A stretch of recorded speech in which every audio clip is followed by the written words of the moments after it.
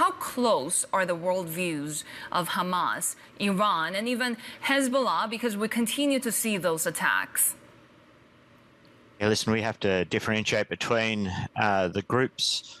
Hezbollah is a creation of Iran beginning in 1982. They're both from the Shia side of Islam. Hamas has different origins.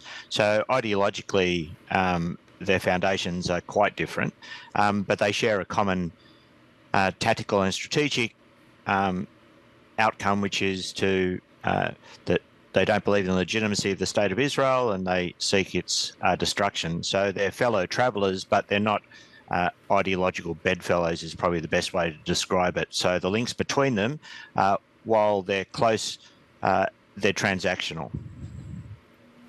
What's the role of Iran in all of this? Well, listen, Iran obviously shares the same aims as Hamas and Hezbollah. Iran seeks to spread its influence around the region. It also sees proxies, and we need to use that term advisedly as well, because both groups like Hamas and groups like Hezbollah have their own agency. They have their own domestic constituencies, but they rely to a large degree on Iranian funding and political support.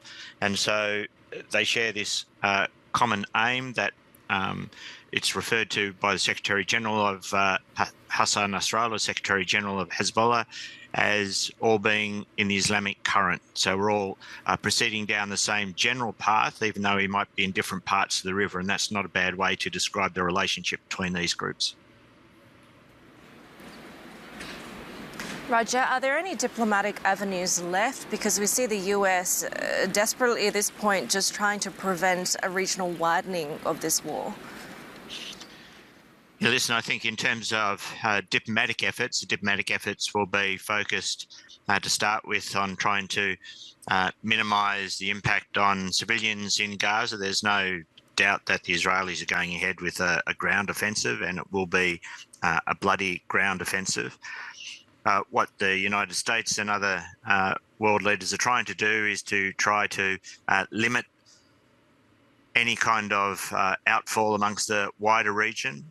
We've seen skirmishes on the northern Israeli border between some Palestinian groups and Hezbollah and Israeli forces. But we also need to understand that this is achieving a tactical aim in trying to engage Israeli forces in the north, so they're not they need to retain some assets there, so that's some kind of support for Hamas. But we also need to understand as well that there are normally rules of the game that Hezbollah and Israel normally abide by. The problem, of course, in an area of heightened tension, in a time of heightened tension, that if you're pushing the boundaries of these accepted rules of the game, that it's quite easy to exceed them, and then we start to have a problem in terms of regionalising a conflict which is still centred on Gaza.